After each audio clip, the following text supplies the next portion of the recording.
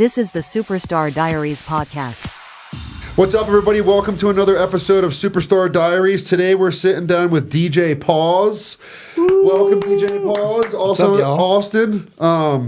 He is a superstar DJ playing nightclubs all around the world, and he also has a unique part of his job, and he is an NBA DJ. So the topic today is spinning the game, the role of DJs in the NBA arena. So we're going to talk to him about, music selection, what it's like to perform for a 20,000 person crowd, and how to interact with the team and franchises and things like that. So welcome to the show. Hey, thanks for having me. Awesome. Fan of the show.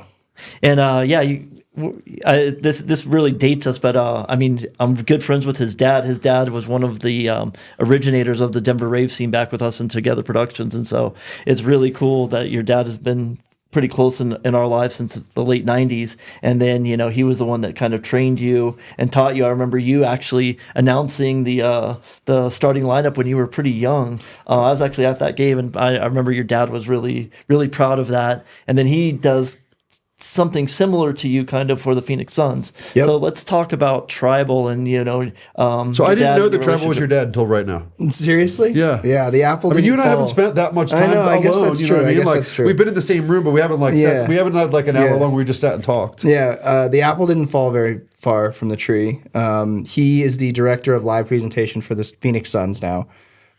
He basically, from a young age, had me enthralled into like DJ culture, and I remember I was probably like 7 or 8 on my first lesson where he was like, all right, you need to learn how to mix 2 songs together with vinyl and use your ears. And what was the mixer you played on back then? Do you remember? Was it like a DJ Jazzy Jeff mixer? It was tiny. It was like a rectangle. Yeah, it wasn't the big ones that we're used to now. But I mean, I had a DJ Jazzy Jeff one, and that was like the one. It was like a Newmark back then. Yeah, it seemed like, I couldn't even tell you what exactly it was. We used to always use the Rain mixer for everything, and he had a radio show that was really popular. So he was one of the people that really helped get the rave scene more mainstream because he had his radio show, and it was on FM in Denver. Yeah, I think it was KTCL or KS 107, one of those shows. But it was. I remember listening to it driving to raves. Like it was on, it was on at 12, and he would play. He'd be in the basement burning CDs or burning tapes, like. That dates us too, I guess. He was always, like the headliner for a lot of the bigger raves and played pretty much all of them. So, so that's really cool to like shout out Pops, shout out to Tribal Touch.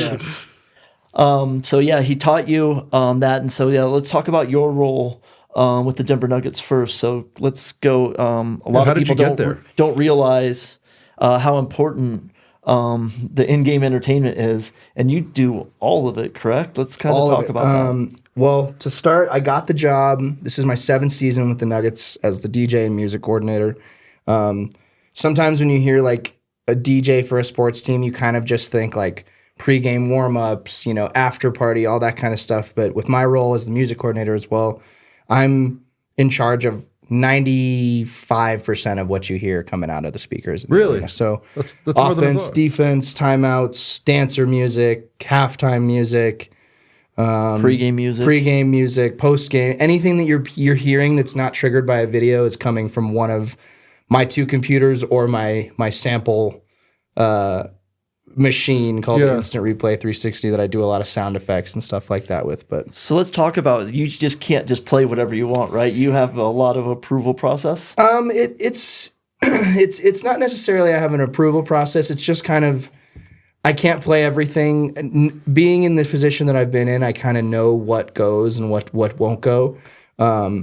If something has the right energy that I feel like I can apply to some part of a game, whether we're blowing somebody out, or we need some energy in the room, or we're getting blown out. I think that there's the magic of my job, and I feel like I'm constantly learning every day, is that like there's always a song that can be played for every moment, and I think that that's my number one focus, is just not missing. Yeah. And trying to hit those moments like on the head when it comes to the right song, and if And if a song can, make someone in the arena feel feel something or invoke some sort of emotion, I feel like I've done my job. So I noticed you've been playing a little bit of drum and bass this year. I know that would make Sean happy. So that's when I I always know you had some creative freedom, but I thought that was pretty cool that you were. I feel like drum and bass has like just great energy. And when you're in a position where your building needs to kind of wake up or like get that grit and that tough edgy, kind of like, all right, let's go do this. I think drum and bass is great coming back from timeouts, and it's great because we have clocks everywhere with the NBA, and on the shot clock right below you'll see, as soon as the timeout starts, it starts at 1:30 or 2:30 or nationally televised games, it's 3:30, but you have a timer based in, and basically what I use is that timer at 30 seconds and 15 seconds, a buzzer goes off. And I basically use those buzzers to mask the mix of whatever I'm playing into it. Oh, that's cool. So the 30-second buzzer goes off, and I'll have like a drum and bass song timed that's like, it's going to hit. So I'll have. So you're chopping all that stuff up. Yeah. So do you keep or do you usually, like for those, do you make sample edits and use them in your sample? Yeah. So I'll make them in Ableton prior, or I'll just use my, I use Click Effects. Now we're switching to 7-point audio. It's basically like a game ops launching system where you can have everything on one page, and that's kind of how I launch stuff, or from Serato, and I'll basically have a cue point timed out where if it's a 30-second buzzer, I'll label it as a 30-second, and about 15 seconds in, it'll hit the drop, so it has about 15 seconds of atmosphere before the ball comes back in. So, you brought up something that just made me think. So, like with our DJ culture and everything, like we always talk about like the Tiestos and people, like, when Brad and I DJ, we really like to take people on a journey. Yes. And you know what I mean? Like you said, and like connect and give the energies and the ups and downs. Like that's what Brad and I always talk about. You can't just bang out a room. You have to take them up and down. Otherwise you won't get the reaction. And you said, like a lot of times you're either in a hot room or a cold room, and you got to like, in a different way, like change the energy. Like we're taking people on a journey, and he's got to like take you from like pouting, they missed the shot, to like, let's get hype again because we still got 3 minutes left, guys. So like how do you do that? And like, is there people that is, like we look up to the Tiestos and the above and beyonds? Like, is there anybody in your field that you've like looked up to? I think that there's plenty of people in the league that I've drawn inspiration from, but I think that at first I was trying to mimic what our former Nuggets DJ had done, so it didn't feel like much had changed when I assumed the role. But I've really made it a point to kind of make what I'm doing in the league something that stands out, and something that really is like, you come to a Nuggets game and you could compare going to any other of the NBA. You remember the music. Yes. Yeah. And I love that people can come to Denver and feel like they're in Denver with the presence of bass music, drum and all sorts of dance. Because, I mean, Denver's such a big dance market that it's like... especially for bass. I mean, 100%. It might be the capital, right? Oh, 100%. It is? I've played all over the country. I'm biased. I will say that Denver's the bass capital of the world, but I think that's...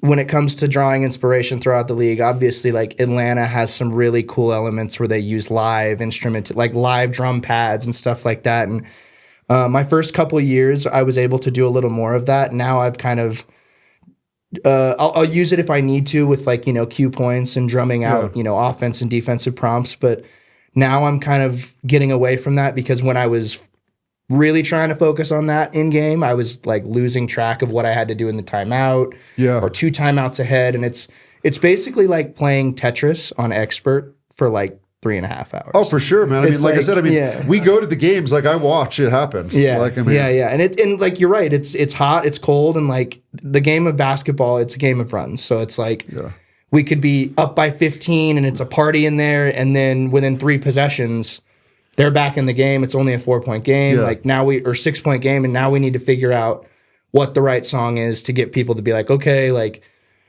let's pump the brakes on the celebratory stuff, and let's get back into the mood where we need to cheer on our team and actually be that 6th man. I think that's the most important thing, is just keeping that 6th man presence. So do you get into playoff mode? Does the playoffs, do you have to step up your game? I definitely go a little extra mile when it comes to playoffs. It's at the forefront of my mind, is just like, it's crunch time. This is kill or be killed. And it's like, what would make me want to run through a wall just like they would. So like, I think about it, the number one moment that when I was playing, obviously I didn't play at this level. I didn't play at that level, but you know, when I was playing lacrosse in high school, like my favorite moment was running out of the tunnel and getting on the field and having that like pregame, you know, whether it was for me, it was like DMX. That was my X gonna give it to you. It's like that would,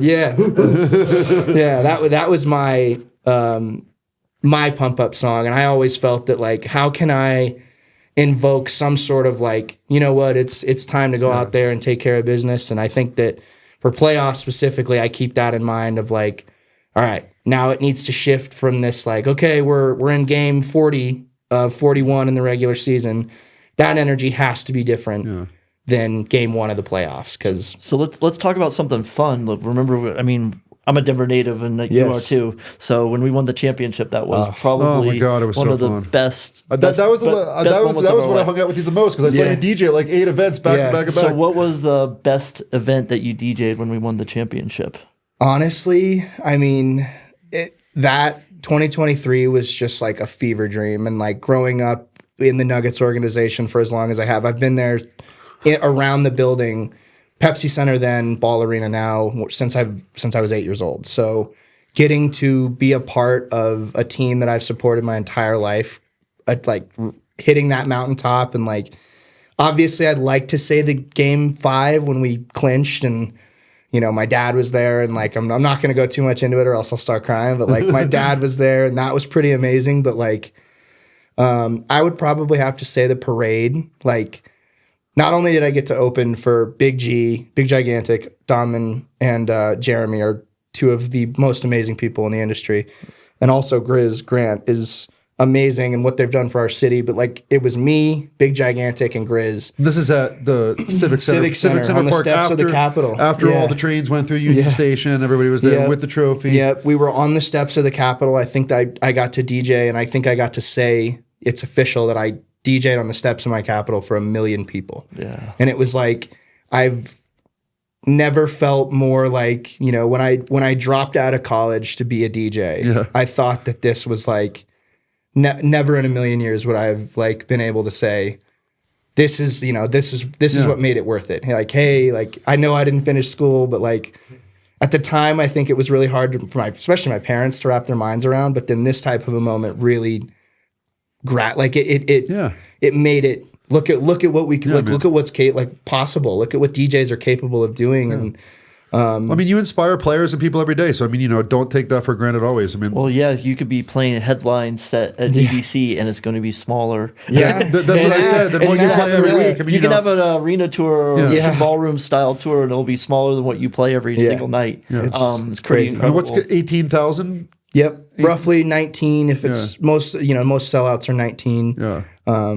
So you know, there's not many DJs that play for a 19,000 person crowd, 42 times a year, maybe more. You know what I mean, depending on the run. Yep. Yeah. So let's pivot a little bit to some other fun things that you did. I know you did USA basketball this summer. Yes. Let's talk about that for a second. That was pretty crazy, man. I mean, again, another one of those when the email comes through that you're getting offered these opportunities where you're just like, never in a million years that I think DJing would take me to go across the pond to go DJ in London for LeBron James, Steph Curry, and Kevin Durant. And like, I always kind of thought of myself as a basketball DJ, like I'm kind of pigeonholed to my own market. I only really do Nuggets-based events.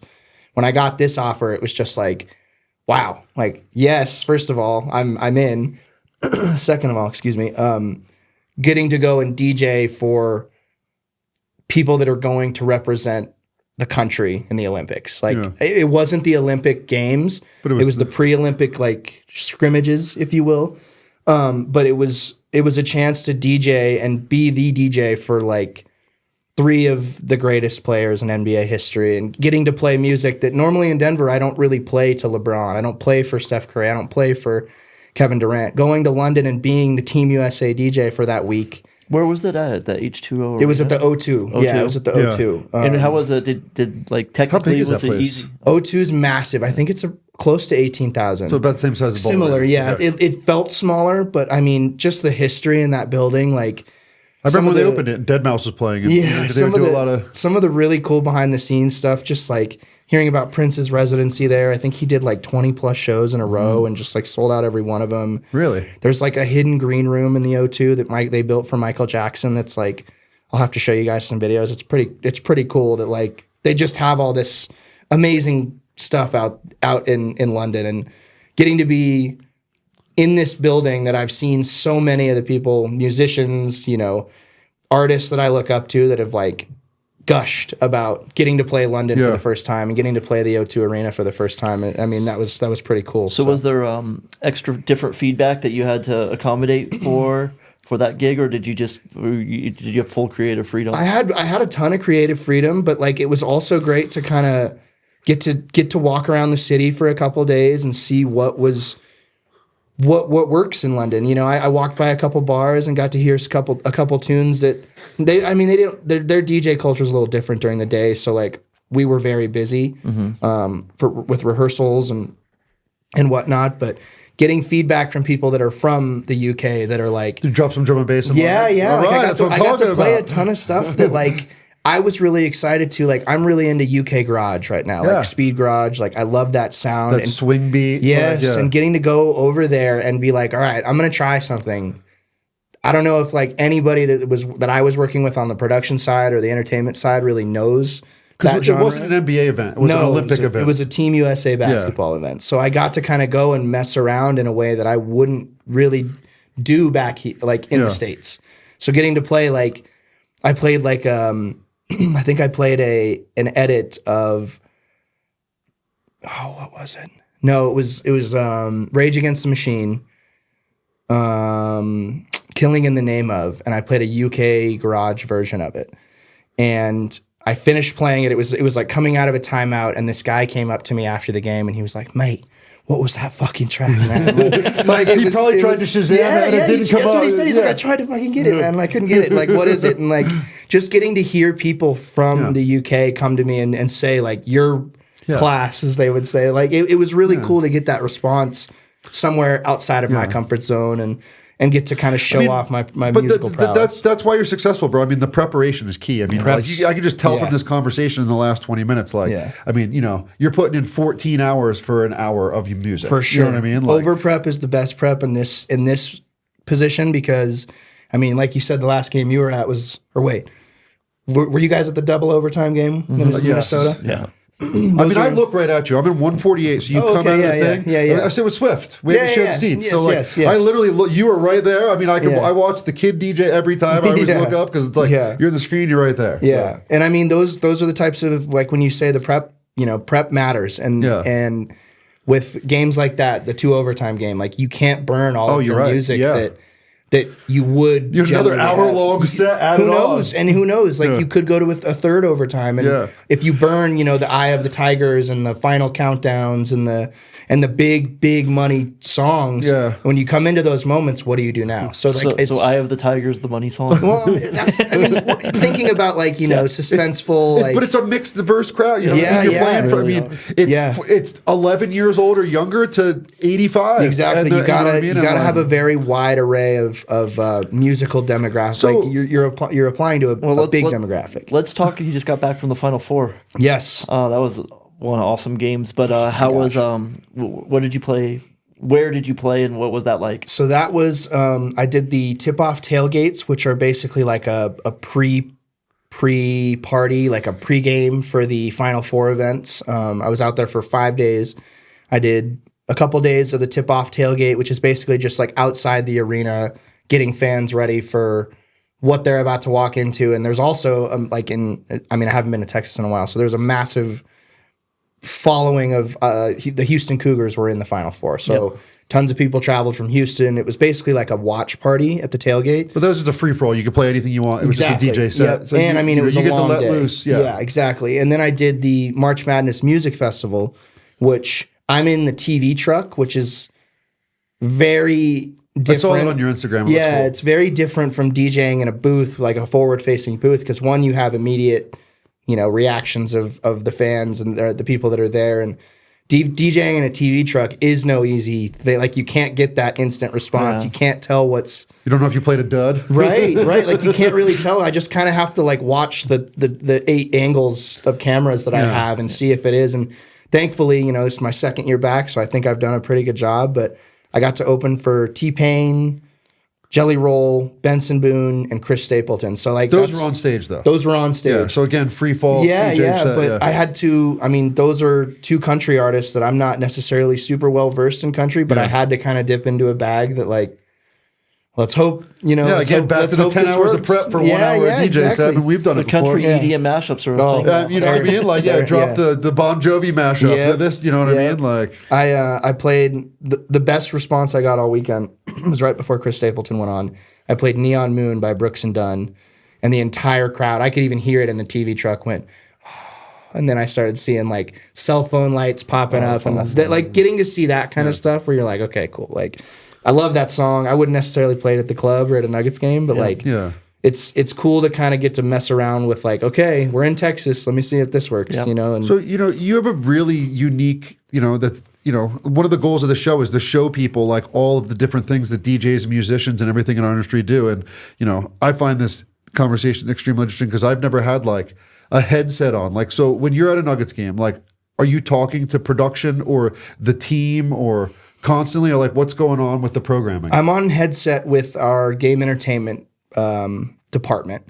So our game director, So is that in charge, game director in charge of the cameras? He's in charge of basically what's going on in the breaks and everything that kind of goes on when the game isn't being played. So he's on headset basically getting us ready for, hey guys, next whistle is our break.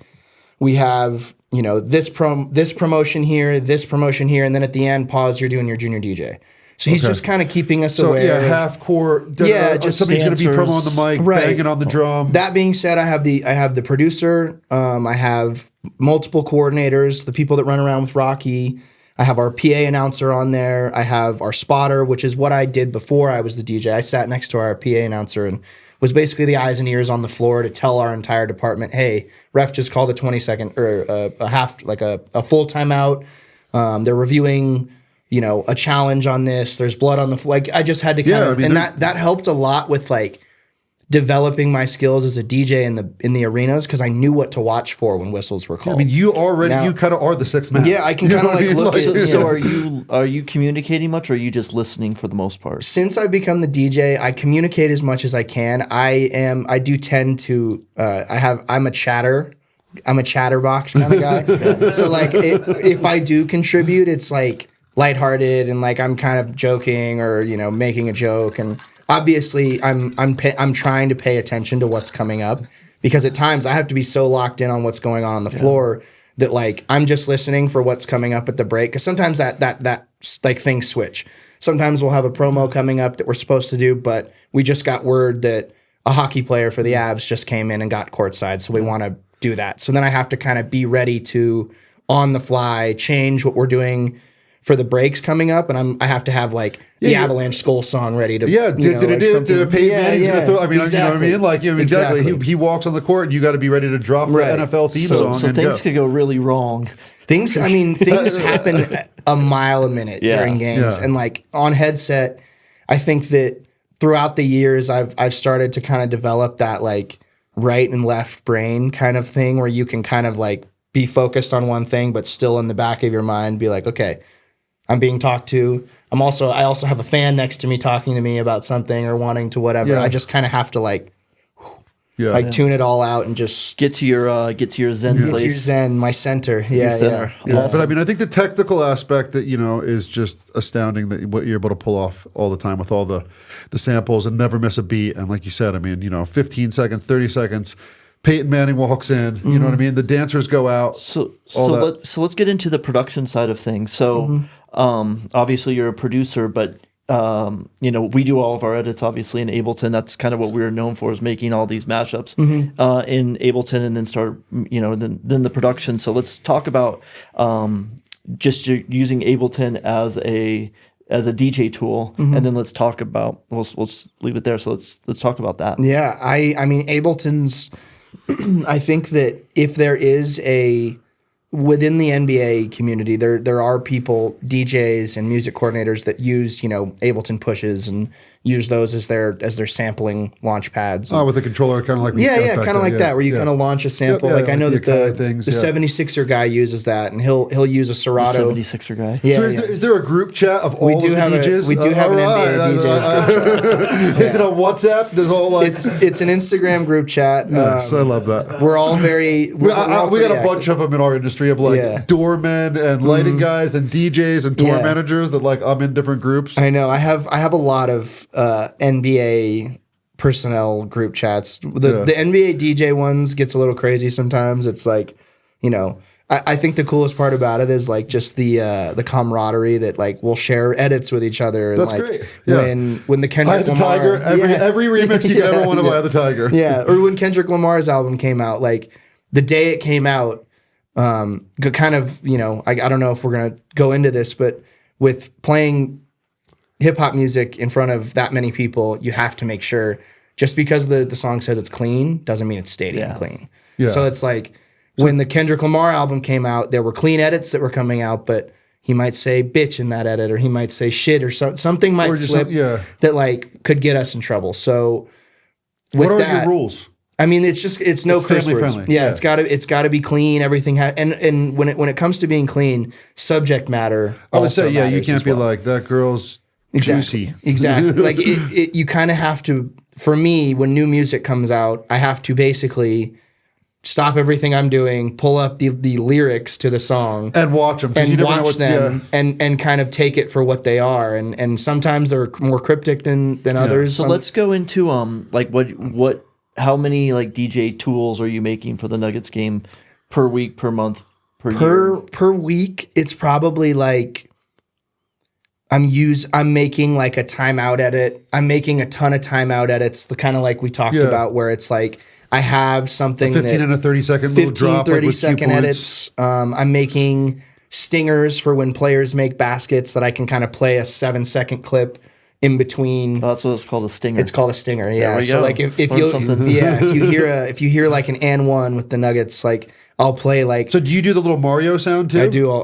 That's it. I figured you were doing all the music. I didn't know you were doing all the sounds, because I figured it's a lot to do.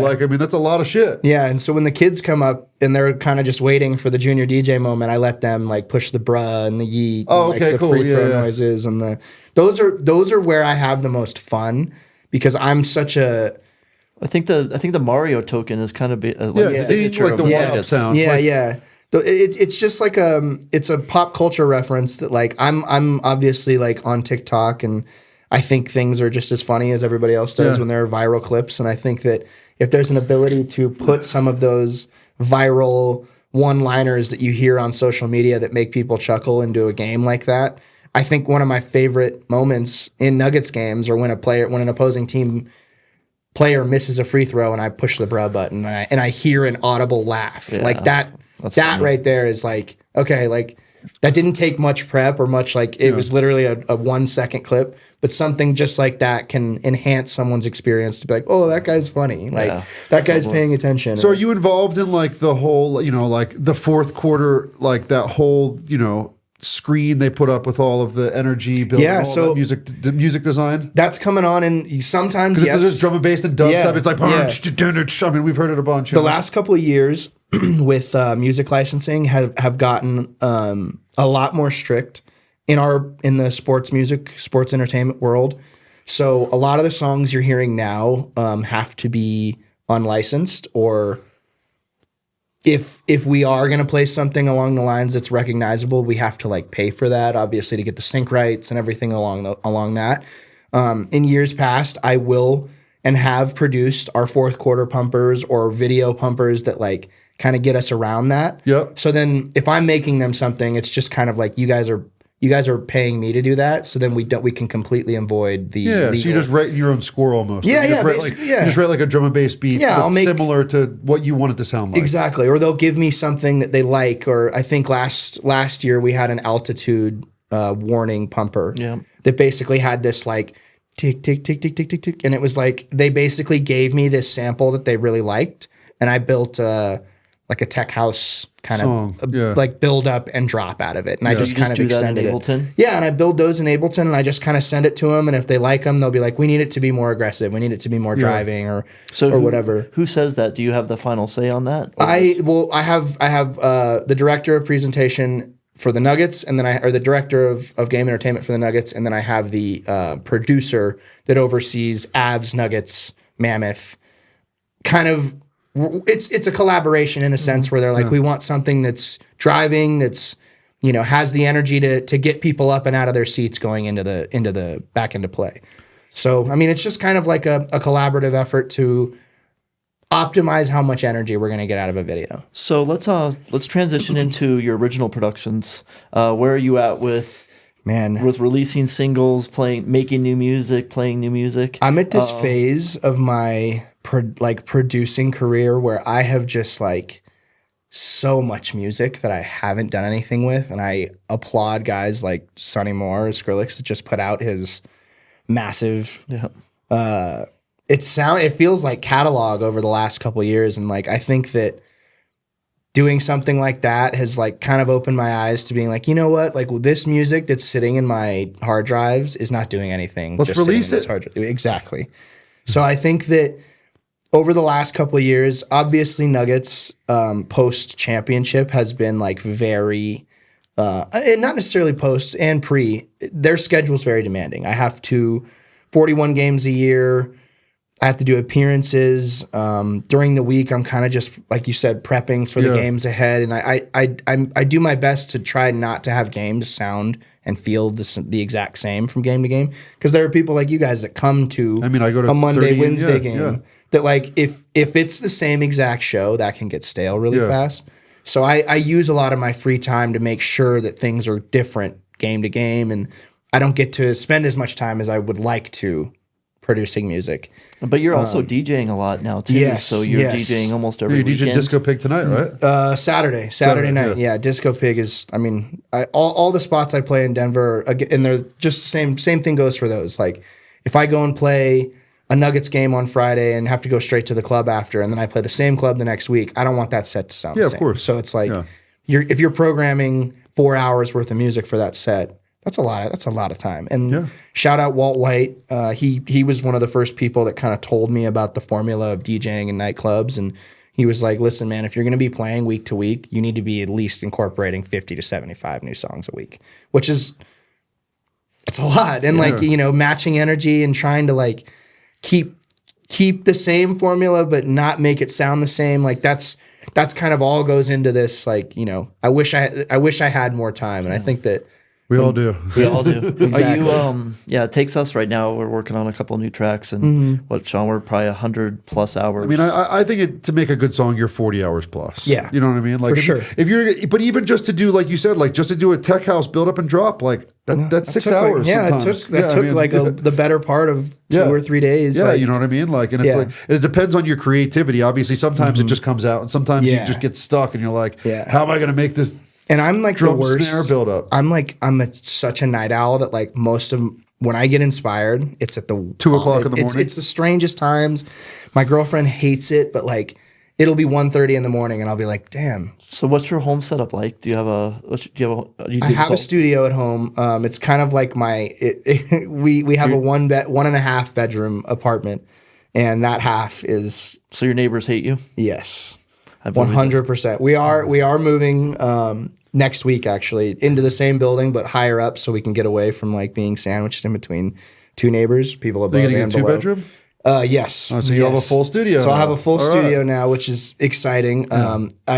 We're excited to get in there so I can properly treat the room before we move everything in, and that was kind of the problem when we moved into the apartment we're in now. So I just literally did this yesterday. Yeah. I got this sick software, SonicWorks. It's $250, and you get this mic. We actually have one if you want to borrow it. Yeah. And you can literally put it in the room. It takes like 40 minutes. It's loud as fuck. Wow. Okay. It literally just but it's like pew pew, and you like tune your room with the microphone, and then it applies an EQ to the master bus of your Ableton. That's like sick. Curving out the room. Like I literally just did it yesterday. That's really cool. And I mean, that's and it makes it as flat as it can for sure. Given the fact that you're not, you don't own it. You're not going to build a full structure, a room in a room. Yeah, I have a lot of friends that have, obviously, massive studios that are like treated professionally, and I can't do that in an apartment necessarily, but.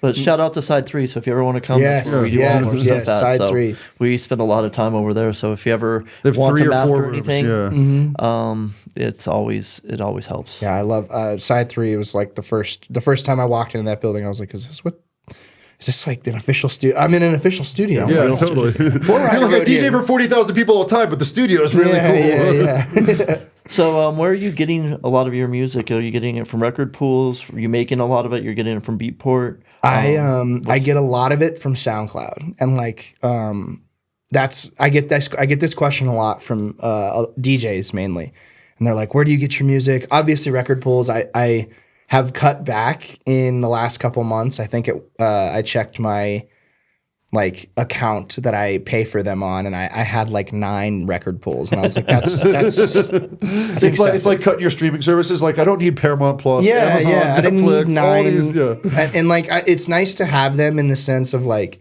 somebody asks for an obscure song and you have the ability to find it, which is cool. But like when those record pools, they add up. It's like $35 a month, sure, $75 a month. Some of them are like you got to buy like per download. It's like credit systems. But mainly SoundCloud. I think SoundCloud is the most organic way to find stuff that's like hot off the press. So it's mashups by other people, DJs, producers. Yes. Yeah. It could be anything. Could be underground. It could be anything. For sure. And SoundCloud has that tool where if you like a song and you just click on the actual track, it gives you the related tracks beneath it. And it gives you like 30 options of songs that are similar to it. And I think that like that is one of my favorite parts about being a DJ is that like music is coming out every day and kids are just getting better and better at producing that like you can just get lost on something like SoundCloud. Obviously record pools are great because it's kind of catered to like, let me compartmentalize. Like, I want an EDM edit. I want a mashup, and you can kind of filter and do, limit your criteria to get what you want. But with SoundCloud, you can just get lost. Like, I really haven't used SoundCloud much to find that. 2 nights ago, I went down a rabbit hole and I was looking for music for Disco Pig this weekend, and next thing you know, it was almost 4 a.m. and I was like, Jesus, like, oh my God, like I got to go to bed. But like, I think that, obviously SoundCloud, record pools are great. TikTok has been awesome lately for like just hearing new mashups of DJs who are like doing stuff that I never would have thought to do, that I'm like, I could probably do that a little better. Let me try to do. So you're getting inspiration from them, and then you're kind of remaking it, because there's no way to download that music. No, and like you don't want to rip someone's like TikTok channel. Yeah, exactly. And I mean, like sometimes I'll see like clips of people in the club that make like a transition that I'm like, ooh, like that's nice. I wouldn't do it just like that, but I would kind of show love to what somebody did with. I think Sean says that about every single mix. Yeah. It's a crazy world out there. Oh man! So, what is your preferred performance tool? I mean, is it the CDJ 3000s? I mean, obviously in an arena you have multiple controllers, so that's you're using. It all kind of depends on Tractor or I use. I'm like habitual. I will go to my grave saying like sticks or die. Like, I'm not a guy that likes to pull up to a club and have my laptop and have to deal with all the shit that comes with like potential. Yeah, I get it. We played in Ableton Live with multiple controllers. We played in Tractor with multiple controllers. Yeah. And now it's the same thing. It's like 4 CDJs with the mixer, just show up, don't have to unplug anything. Like. Sometimes, and I mean, like you can have the most brand new computer with all the bells and whistles, and something could still go wrong. I've seen guys pull up at major nightclubs headlining, I'm not going to say their names, but they pull up with a laptop, and the first thing on their mind is like, okay, my laptop's working, we're sound checked, I'm gonna start my set. They forgot to plug their charger in, and like 45 minutes into the set, it dies. Silence. Yeah, that type of stuff where it's like, I'd rather just completely eliminate that possibility of that type of shit happening, and just being like, I think that was one of our moments that changed our lives. We were playing like a 5,000 person event. We were still on Tractor, and Sean's computer was glitching. Yep. It was glitching bad, And it happens, yeah. And there was nothing I remember we were playing Beyond right. Wonderland at the NOS Event Center. Yeah, in that big tent main stage, 11,000 people jumping up and down, and the computer was glitching. And it happened another time at. That's when we moved full to CD. Yeah, and it happened another time in Vegas. The heat, if you're out, same thing. Like you're playing all these, kickoff parties in NBA even stadiums. In San Antonio, I got there and they had two setups. They had CDJ 3000s and a Nexus 900 mixer, and we pulled up, and that wasn't what they told me was on the rider showing up in San Antonio. Yeah, but my ability that I mean, all the music that I have on Serato that I play at the arena, I use a DDJ Rev 7. So it's like the turntables that actually spin. I can assign sound effects in there. I can, it's a. Does that live at the arena?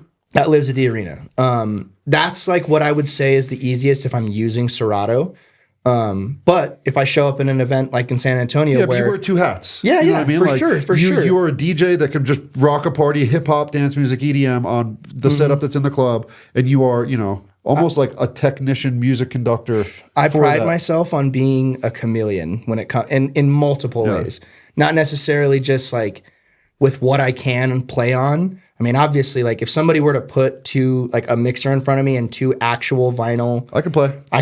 Like I could do it. I could do I wouldn't be out there cutting shit up and whatever, but I would still be able to mix. Scratching like your dad? Oh, I mean it would depend on the library of music. Yeah. I don't know the records anymore. Right. I could totally do it. And in that same breath of being a chameleon, I like to be so diverse that like when I'm thrown things, curveballs, whether it's you get to a place and you were expecting to play hip hop and you're playing hip hop for 45 minutes and it's not working.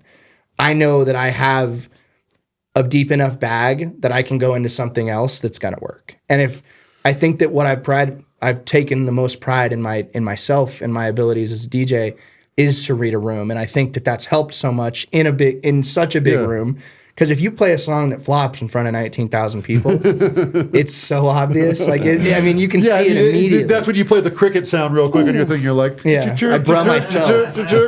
I'll brum myself. Like, I think we should actually get turntables and like set them up here in the studio and actually ask DJs, be like, all right, so on the way out, we'd just like you to mix these 1 to 2. Yeah, just 1 to 2, and they're both 128 house records. Yeah. Like, just go for it. See if you can. And that's a skill that like it's. If you don't have a visual cue, like I think we're spoiled now because we have, with Record Box, you have your grids that are locked on that you can't sync. I used to tour carrying records, drum and bass DJ. Yeah. Like now, literally, people wear jewelry. Yeah. With their USB on. Like that's what Diplo shows up with like a jewelry necklace on. He just takes it off and he's like, all right, let's go. I just saw that. I was like, that's pretty cool. I know, I want to get one too. Like that's pretty cool. I actually found an artist to make custom ones in the mountains. We should talk about that offline. Yeah, that's pretty like sick. metal cool flip ones. You're probably the same brand I'm talking about. I've seen it. Yeah, I know like they're John expensive. Summit They're like uses them $1,000. Yeah, I like looked it up and I was like, oh Jesus. That's what So then I took an artist to the Nuggets game on Sunday, the Pacers game, because my wife's from Indianapolis. Yeah. And I was like, could you make these? She's like, 100%. She has like all this old recycled Gucci and Versace jewelry. She's like, I can just remake them into that. I was like, that's pretty sick. It's also pretty scary that these kids now in these clubs are jacking USBs. Oh my gosh. I know. And I don't like that trend. That's criminal, man. Like that is criminal. I'm a firm believer that like if you're gonna do some shit like that, karma's gonna come back, and you're gonna like I don't know about y'all, but like I have a reoccurring nightmare of like I get up to this main stage and I plug my USB in and it just says like file not supported or like. I mean, I had that happen to me. I did a little guest appearance at Disco Pig with Dean 2 weekends ago, and I got 4 new songs and I literally put them on the USB stick, and as soon as I put them in, there was like not supported, and I don't know why. I don't know. Because they're playing in Record Box at my house. I still don't know why. Yeah, and it's like a formatting thing. Sometimes the CDJs aren't up to date. Yeah, it's like that might be it. Yeah, and those are old CDJs. Yeah, and those are the types of things where I say like being a chameleon in this space is like the best advice I can give you. Be able to play on multiple setups. Yeah, I mean the night went on. I was just disappointed because I really wanted to play 3 of those songs. Right. Yeah, I've been there too, where I'm like, oh shit, like the song that I wanted to play at the end of the night isn't in there. So what is your biggest? What was like the biggest mishaps? Like Brad and I were actually playing an Insomniac event or I don't know, it was beta. Either way, there was a balloon that got hit from the crowd into the DJ booth, and it literally landed on the pause button. Oh. And it literally was just enough weight to stop the music. And I look at him and he looks at me and we're both like, what did you do? Yeah. And then we're like, somebody's like, a balloon landed on us. All I had to do was hit the button and it just started right where it took off. But like, that was a funny mishap that kind of happened. My mishaps have just been like nothing terrible, honestly. I think, shit. I'll knock on all the wood. I've had a couple like CDJs that have been just like so abused and like you don't get a chance to come in and sound check and you pull up to them and you're like, these are like broken. They're broken. Yeah, like buttons don't work. So on you gotta them. like you really gotta fucking. It sucks because then you miss cue points and you're just hard on yourself because you're like yes, and I'm constantly holding myself to like my own standards. So when I'm in it, like not able to give people the show that I know that I'm capable of because of something like that, obviously a shitty. We have the same thing. My partner has a great pursuit of excellence. He redoes cuts and vocals and edits 50 times. And I'm like, no, it's good. He's like, no. This could be better. This could be better. Exactly. This could be better. You're holding yourself accountable. I feel like that's a good quality to have. It just sucks when like the button doesn't work. Right. But I'm also a firm believer in like it's a poor craftsman that blames his tools. So it's like you kind of have to be able to like.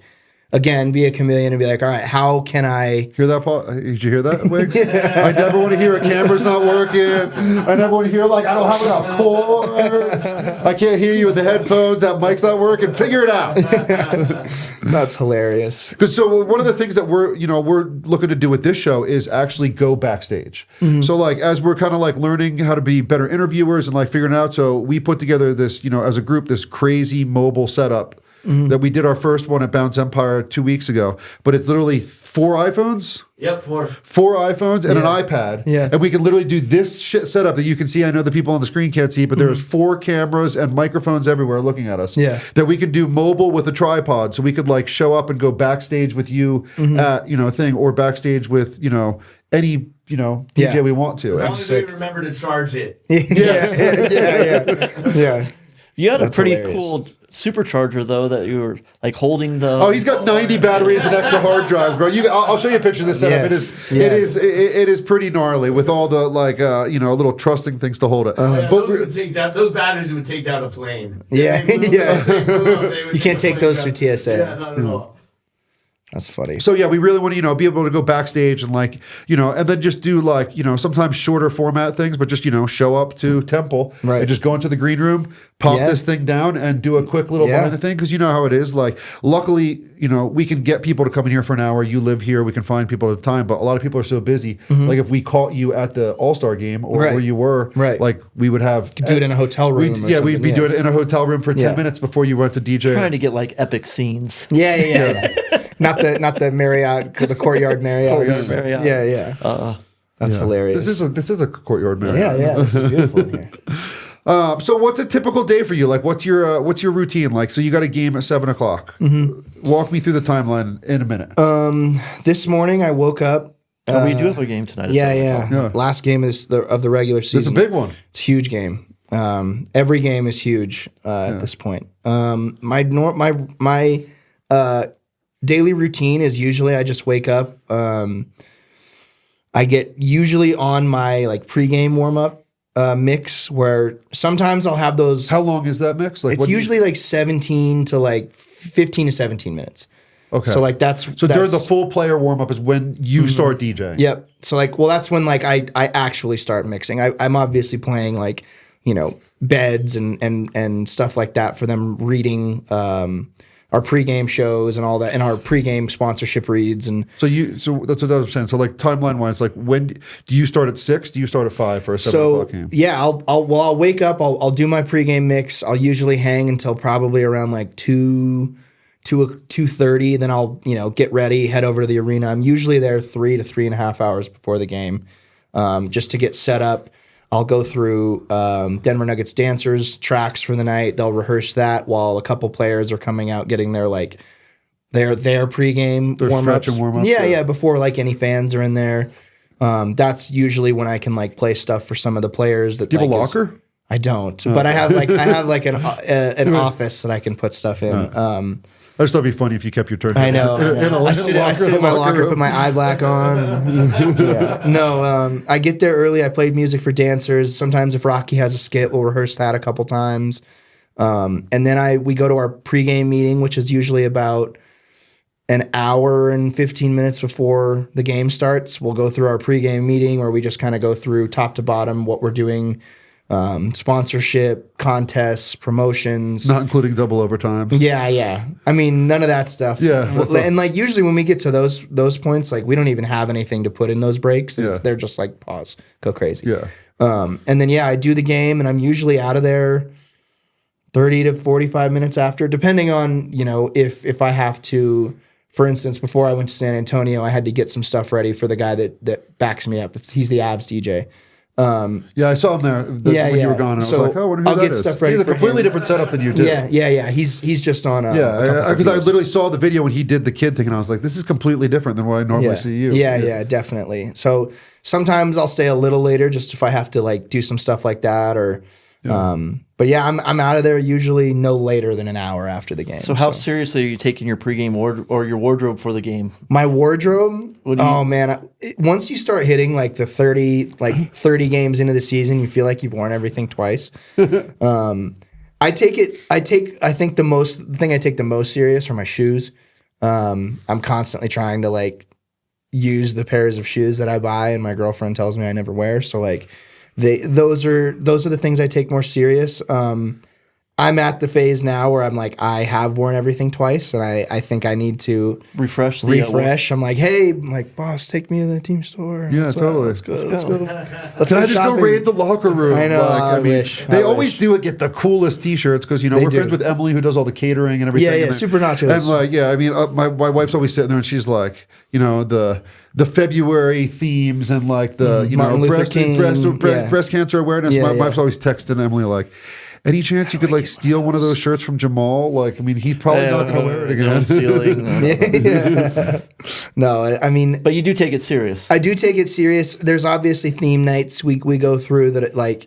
If it's a Western night, I'll try to wear something. I'm not a. Oh yeah, the stock show. Not a big fan of that night. How many Grateful Dead jerseys do you have? I have a Grateful Dead. I don't actually. They don't give us those. So the woman that sits next to me has had season tickets for 30 years, and she literally plays the system, not in a bad way, but like she does all of the activations that you can do. Mm-hmm. Like I didn't know if you claim to be a designated driver or are a designated driver, you can get free water bottles. Yeah. But like, or you can get free soda. Like she's got all that. She's figured it out. She figured it all out. But she has every jersey, like all those special ones, all the special Serbian jersey nights they've done, like everything. It's crazy. I don't get a lot of that stuff. Obviously, I'm basically tied to my DJ booth the second door is open. Oh yeah. So like, there's time for bathroom breaks, obviously, but like I'm. Do you have a private bathroom? I don't. You're using that one right by that bar, it's right behind me. So like, so when there's no line and you just run. Usually it's halftime, and hopefully it's a group that like has a track that's long enough for me to take my headset off and run around the corner. Next year I expect you to wear the cowboy hat. For the stock show week. Okay, because that's the one that always pains me. So I know. But it'd be tough with the headphones though. That's the hardest part. That's the hardest part. Have you ever tried in-ear monitors now? Because you have a mic. I do. I just got them. I don't know how I feel about them yet. It's obviously an adjustment. It's hard to hear everything all at once and never take it out. And the hardest part is I have to listen so closely to what our PA announcer, Kyle Speller's saying so I can react. So you need to hear outside. I need to hear myself as well as him. So like that's the hardest part with in-ear monitors, because for a while I was using this like method where I'd put the headphone, like the earbud in over like, and then put my headset over it.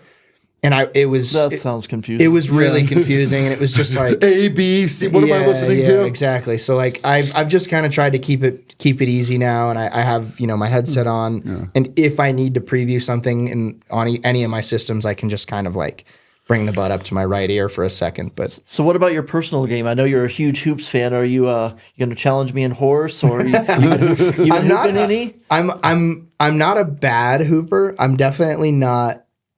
great, but I could hold my own in some horse or some pig. I'm getting. You're not going to play defense. Yeah. I'm 30 years old now, and I'm terrified that I haven't played a pickup game in a while. And if I go play a pickup, I'm gonna like blow a knee or an Achilles or something. I'm terrified. So I'm trying to keep the like the competitive juices. Keep it to around the world. Yeah. Keep it light and fun when it comes to hoops. No quick back and forth. Yeah. Definitely. So I think that one of the things that's interesting is, now we're, almost 10 episodes, right? Something like that. So we've had like a nice breadth of industry professionals from lighting guys to DJs. And what I really think one of the coolest takeaways is how much back work and energy people put into this. Like people just think like, oh, I want to be a DJ. And like we had Anthony Atala say like, and I loved what he said. He basically said that like the DJing is the reward for all the work that I got to put in. And like, I'm getting the same thing from you. 100%. You know what I mean? Like the DJ and the performance, whether it's at Disco Pig or there, is the reward for the 40 hours of preparation or the 8 years now you're into. I mean, you wouldn't be able to do what you do without those years. No. And I mean, shit, when I started in this industry, like obviously, my dad was such an influential character in my like upbringing. But I mean, when I started this, shout out Chemo and Chemo Chin from Axis of Evil. He's a legend here, especially in my eyes. He used to follow my dad around when my dad was in the rave scene in the 90s. And when I can't remember what year, you guys were playing Global that year though. My dad had taken me to Global and we saw, I think it was Infected Mushroom, Dead Mouse. You guys played and Axis of Evil opened. And the next day I told my dad, I was like, this is what I want to do. And 2 days later, he got me into Ha's old studio off of Spear. Yeah. And we went in there and he sat me down with Chemo and I got to kind of like really see the ins and outs of what it was like to be a DJ in the nightclub scene. And I think that getting to this point where like you said, like a reward, all those years of just kind of like being an apprentice, following somebody, trying to get in where you fit in. And like, shit, I played the lounge at Beta hundreds of times before I ever got a shot on the main stage. And like Chemo would put me on at 10 o'clock. Yep. And as soon as the floor got full, he'd be like, you're off. Get the fuck out of here. We got it. And like, I mean, but that taught me so much throughout the years and getting that like, oh my God, I followed Chemo around for 6 months and I didn't get to play anything, but I got to learn how to DJ to a nightclub. Yeah. I was 17 at the time. Sorry, Brad. But like I was statute of limitations. But I got to learn at 17 like what a guy would play in a nightclub. That's right. Your dad was there for every show supervising. Yeah. So I got to like see all of that, and the reward was getting to play that hour, 45 minutes. It's very different to be in a real, versus DJing in your bedroom. Yes. To actually being in a nightclub where the buttons don't work, things are sticky, the floor, you know what I mean? Yeah, people are yelling at you, a girl's going to come up and spill a drink on you, and you still got to keep Request playing. a song, and like, I think that... Oh, the request the song. Oh, man, it still happens. It happens at Nuggets games, and you're just kind of like... I'm busy. I give people the same response. I can't wait. During the playoffs, I'm coming straight up and asking for Eye of the Tiger. Be like, Eye of the Tiger, let's go. Yeah. Play Bad Bunny. That's the most frequent one, yes. Play Bad Bunny? But you should wear a t-shirt that just says Play Bad Bunny and then just point at it. Well, the funniest thing, I mean, I give people the same response when they come, especially if it's at a Nuggets game.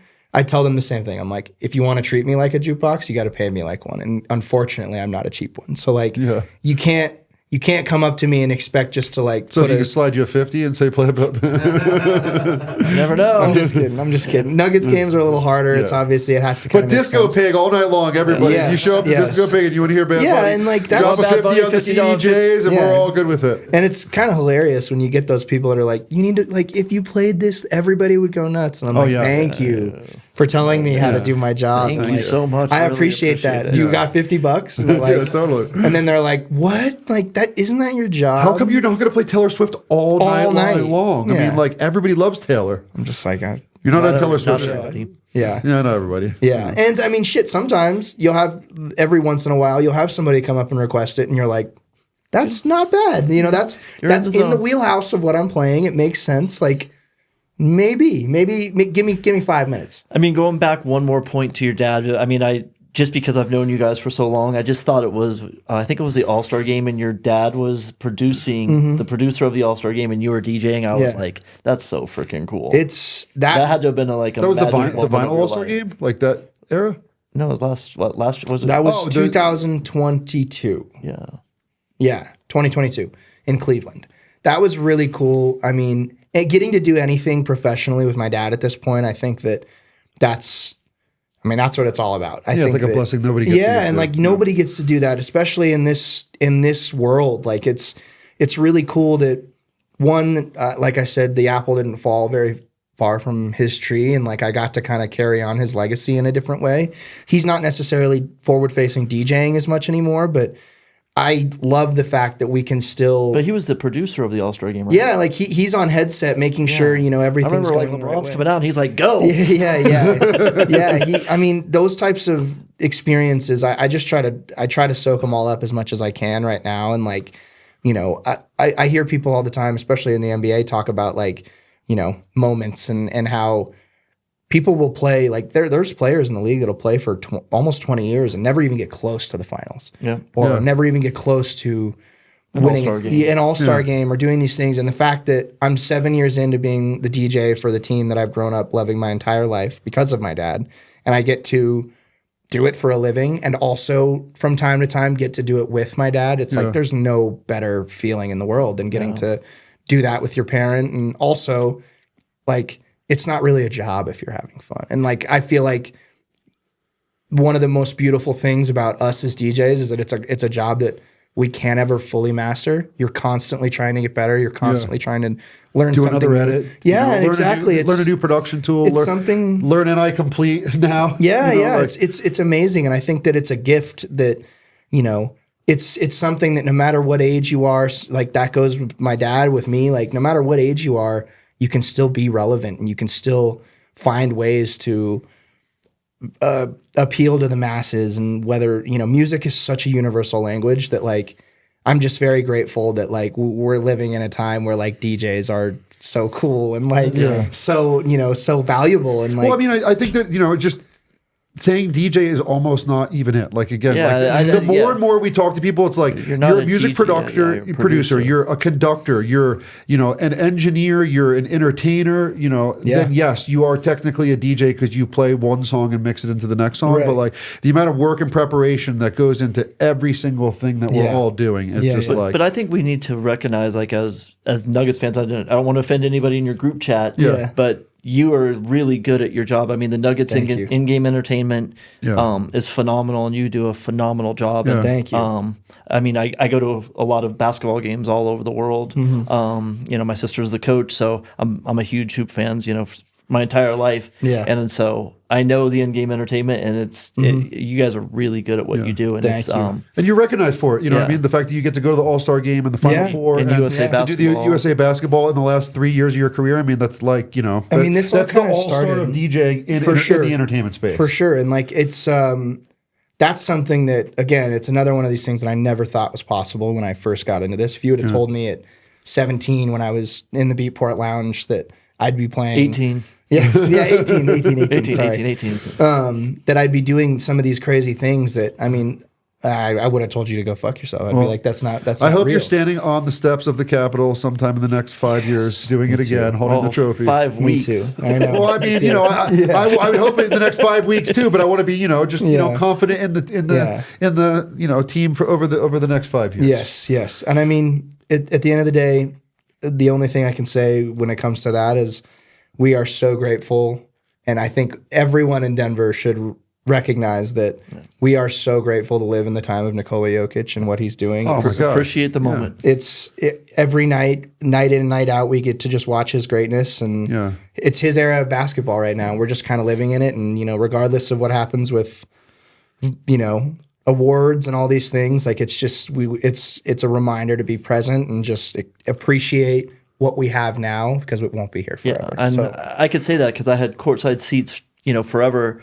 when we had Carmelo and Iverson in those years, and I was like, and, the season ticket people would come up to me, and when we didn't have them anymore, I didn't get my season tickets anymore, and they said, why? I was like, I want to watch a superstar play every night because a superstar could score 50 points, a superstar could do something spectacular any night. Yep. I have season tickets again now, and the same reason, because a superstar can do 60, 20, 60 and 10, points, triple doubles, or whatever no look passes, like you're just like, you have to rewatch it. And again, it's not going to last forever. No. So you need to appreciate such is life, the moment. It's like you just got to live in the moment. And I mean, again, I'm grateful for every door that's really opened in my favor. I'm like you've listed the accolades of all stars and all those things, but none of this happens without those formative years of DJing in a bedroom or getting those opening slots in a nightclub. Or I can't tell you how many empty rooms I've played to, even like up until this year. Like not every show is an amazing show. I've played in empty rooms. But that's when you get good. Exactly. And you learn, and like, I mean, how can you get those 3 people to actually dance for 10 minutes? Like exactly, that's a challenge. Exactly. That is a challenge. And like, I think that, with when I got this job and I started to kind of, level up and do some of these bigger stages and get these bigger opportunities, I think that, the younger group of DJs that are coming onto the scene now kind of just assume that it's like every night's a smash and every night's a party and all these things. And I'm just like, you guys got to understand, I played hundreds of empty rooms before I 9 o'clock sets you played, what I mean? Exactly. Like, and you got to pay your dues, man. Yeah, like, I mean, I really always relate it to comedy. Like, same thing. Like you just, like whether it's Jerry Seinfeld, he'll still go work on a set at Disco Pig. Yeah. You know what I mean? In a room that small. I went to Disco Pig last Friday to play 4 edits that Brad and I did. That was the whole reason. Yeah. Like I just text Dean. I was like, you're there. I mean, I might do it to you tomorrow night. Yeah. Come pull up, man. You're always welcome, dude. And like we got 4 new tracks. I want to hear them on a nightclub. Play it, walk in the crowd, be like, sounds good. Right? Yeah, we're good. No, that's I think one of the gifts of our job and our profession. It's something I try to never take for granted. And no matter how many opportunities I've got in the past or opportunities I have in the future, I just try to take them all head on. And the best, like we've talked about, the last hour, basically, it's like preparation is key, and that's really the best advice I think I could give. Preparation meets opportunity for that to capture that moment. Yes. And it's special whenever you capture it. Again, it's so cool. Like I said, that you're DJing every night in front of 20,000 people and never bombing. Yeah, knock on wood. So, we really appreciate you making the time to come out here. I mean, this is an amazing interview. I found it, very insightful because I got to see a different angle of the aspect, just like when we did Cohen talking about production that, like, I never really lived because I've always been an EDM dance music producer or a hip hop or drum and bass. Yeah. So thanks for making the time. Of course. I'd love to, this camera on your way out, if you want to kind of tell us what you're working on or what you got coming up or what people should be looking out for. Obviously, we're going to try to get you to release those 40 or 50 unreleased songs. Yes. I think 150 tracks. Yes. It's close to that. That's the hardest part, man. It's just living with why has none of this seen the light of day? So that's definitely one of the things I'm looking forward to in the next year. Plan, obviously, some Superstar Brunches with you guys. Yeah, we never even got to the brunches. No. Yeah, let's give a shout out to Sorry Gorgeous. Yeah, Sorry Gorgeous for Superstar Sunday Brunch. Paws and Manufactured Superstars, April 27th. Yes. It's really fun. We will get you the flyer, and hopefully today. I have a version that I can show you in a minute. Those are so much fun. All the music that I played at the first one we did is the music I listen to in my free time. Yeah. Hip hop and R&B, sing along. Well, we did that for the music video for Best Friends for Kayla, and we just finished the track, and the music video is going to come out really cool. That's awesome. That's awesome. She killed it on the as the MC of that night. Yeah, Kayla she's also a Denver icon now at this point too. So I've seen Kayla kind of grow as an artist as well, and Denver's so rich with talent right now, and I think that's another one of the things I look forward to in the coming years is Denver really getting themselves on the map as a music town. Mm-hmm. Oh, for sure. Whether it's DJs, I hear from artists. these guys behind the scene that we're getting a lot of film stuff coming up. Yeah. I keep hearing, that's awesome, dude. Keep hearing from Shout Jake. out to I'm from Denver. Yeah. Website. I hear Jake keeps telling me that Denver is going to become a film city now. I love that. I think Sundance is coming to Boulder. Yeah, they're moving Sundance to Boulder. Yeah. That's pretty. It's That's kind of awesome, kind of a man. weird move, to be honest. I know. Park City's really cool. Park City. Not that Boulder's not, but like Park City's really Yeah, cool. yeah. What do we always say? There's way more information than we Yeah, that's true. That's true. Plug yourself. Yeah. At Paws the Music on Instagram. Playing Superstar Brunches with these guys all summer long. At Sorry Gorgeous, we'll announce dates. Yep. Nuggets going to make a great postseason run this year. That part. Nuggets gonna go on a run. I can feel it. Playing Foam Wonderland in June with the Crowd Surf gang. Got some cool opportunities coming in July. Fingers crossed we can lock those in. What's Foam Wonderland? That's Foam Al's Wonderland's party. it's Al's party with the foam cannons, and it's our Sounds annual fun. it's There's our a lot of annual them. rager Yeah, it I'm a part of every year. Do you get foam on you? If Tragic is there and sees me, he will spray me. So you with can't foam, wear but- the fancy new shoes that day. Yeah, you were something he's worn several times in that show. for sure. I've been sprayed a couple times, not willingly. So it's just kind of one of those shows you got to be looking over your shoulder such a all the victim. time. Such a victim. Yeah, exactly. This is the Superstar Diaries Podcast. Like and subscribe.